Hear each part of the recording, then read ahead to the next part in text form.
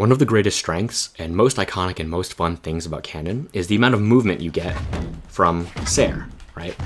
One of the biggest mistakes that I see a lot of less experienced cannon players do is using sair as their main approach option.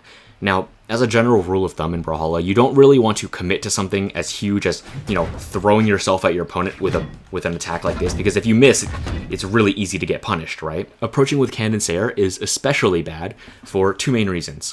One, as you see, the hitbox is really, really close to my own hurt box, which is the area that I can get hit.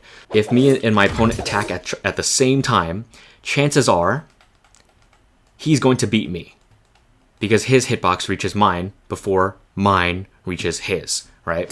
So rather than trying to throw yourself at your opponent with a sair, it's much better to walk up to them or use your dashes, right? And look for an nlight. This is one, a lot safer, but also two, nlight has a lot more priority than sair because of, again, the hitbox is a lot further out, right? If you're on the ground, you can nlight them. And if you're in the air, rather than sairing, falling with a sair, you can look for a dare. Cannon sair covers a lot of distance really quickly. But what happens if you miss? As you see here, I'm locked in recovery frames and I end up right in front of my opponent, which makes me really easy to be punished. But we can try to read a cross-up, which is moving past your opponent and doing a reverse sair. Now this is really good because a lot of players will try to stay center of the stage. They don't want to be on the edge like this, right? So the natural reaction when I move up to my opponent is they're going to try and move past me, right, to get to the center. However, we can catch this by walking up to them, dash jumping, and reverse sairing like this. This is a really good way to catch that cross-up.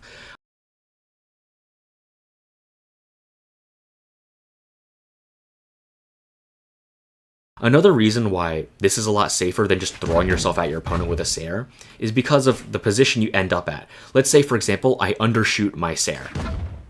I miss it, right? Look where I end up. I'm a lot further away from my opponent than if I missed a sair like this, right? I end up all the way over here, towards the center stage. So I'm not really losing anything if I miss this.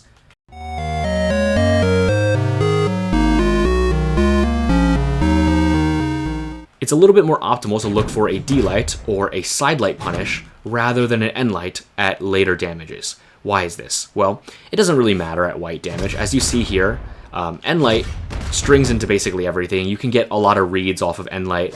However, the moment you move into like yellow or orange damage, as you see here, the follow-up potential drastically falls off. You don't have access to the same options as you did before.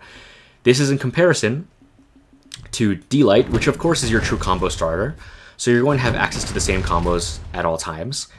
And side light, which has no variable force, meaning that if they have no dodge, you will always be able to get a sair follow-up, which is a good kill confirm. Not to mention you can read off of side light, right? It allows you to get reads too. Another thing to consider is that side light has a more aerial hitbox than an N-light.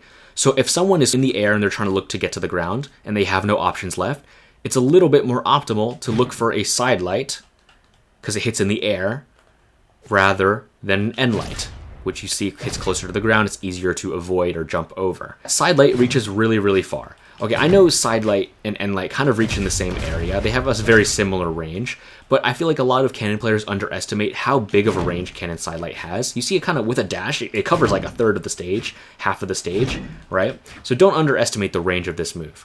But again, I would just like to say that this is all just optimizations. Side light is a little bit slower and more easily reactable than N-light. You see how N-light, the animation is a lot more subtle. It's quicker, right? So it's a lot better to go for a confirmed N-light punish, which is slightly less optimal, rather than going for a not confirmed side light punish, which would technically be a little bit more optimal, but only by just a little bit.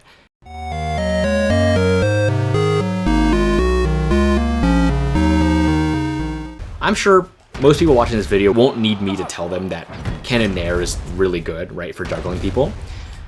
But I feel like a lot of people also forget that cannon recovery has a massive hitbox and a really good amount of force. It drastically increases the amount of range that you can cover.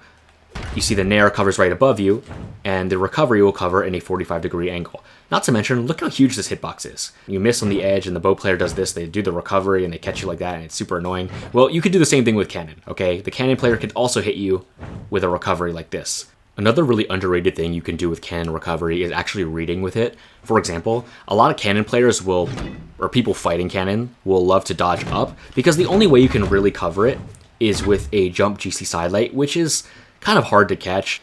The other way you can catch it is with a nair. One way you can catch this is actually by using a recovery. You can do a dash jump recovery. I think a dash jump recovery is a little bit more consistent in my experience. And there's so many ways to read with cannon recovery, but the one that's most consistent for me that I use like on a day-to-day basis is if I'm in red, or if my opponent is in red and I catch a dare, you could do a jump chase dodge recovery. And another read that I thought I'd mention, although it's not as consistent as the other ones, is nlight into chase dodge for recovery. It catches jumps at around orange health. I feel like not a lot of people are ready for this recovery follow-up, the recovery read. Another really underrated thing you can do is actually using exhausted recovery. Now, exhausted recovery is something that not a lot of people are ready to dodge because it's just not very common. But the exhausted recovery has basically the same properties as a normal recovery, just you don't go as high, of course. But you can actually also use the exhausted recovery to string into itself, or recovery into exhausted recovery. It's kind of hard for me to do in training room, but guys, just take my word for it, okay? Because a lot of players will just fast fall straight towards the ground, and they'll end up getting hit by it because they're not ready for the exhausted recovery. Now, I know ground pounding on stage is kind of a meme on other weapons, right? But on cannon, this is perfectly valid. If you manage to hit that side hitbox right here, this thing hits like a signature, man. It kills really early, especially if you're on the edge. So remember, if you are struggling to look for a kill, remember that the dare only hits at like a 45-degree angle, right? To the left and the right, right?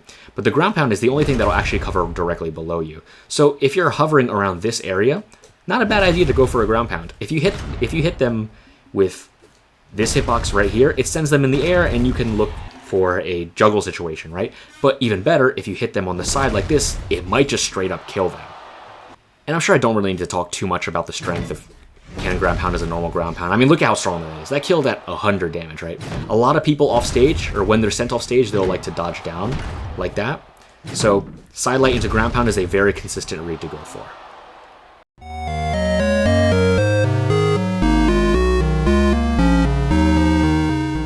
Cannon nair has very low recovery frames.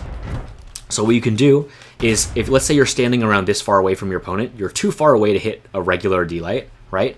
So what you can do is do a nair to entice your opponent to move up to you, right? They're going to see this miss and they're going to move up to you. And as they're doing so, they're not expecting you to, boom, wake up with a D-light.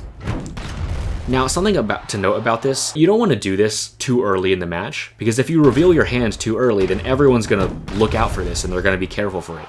You want to save this for the right time, and the right time would be when you really need a kill. Your opponent is in red, you're in last stock red, right? You need a kill right now, especially then because it's going to surprise them if they haven't seen it all match.